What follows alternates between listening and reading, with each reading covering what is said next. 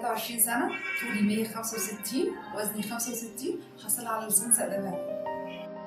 شهد العالم كله كيف خرجت ملايين النساء لكي تشارك في ثورة 25 يناير التي استكملت في 30 يونيو 2013، وكانت مشاركتهن عنصرا أساسيا في نجاح الثورتين.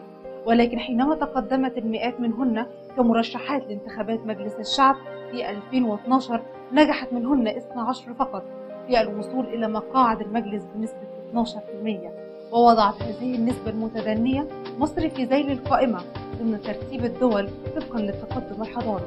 فظهرت الدراسات والمقالات في الخارج لتصفها بأسوأ دولة يمكن أن تعيش بها المرأة. ولما كان مسار مصر الديمقراطي يتطلب مجلسا شعبيا جديدا يعبر عن وجهات نظر جميع المواطنين نساء ورجالا، تمثل فيه المرأة تمثيلا عادلا متوازيا، فقد رأى الاتحاد النوعي للنساء مصر إطلاق حملة للمساعدة في تحقيق ذلك تحت عنوان نساء من أجل النساء.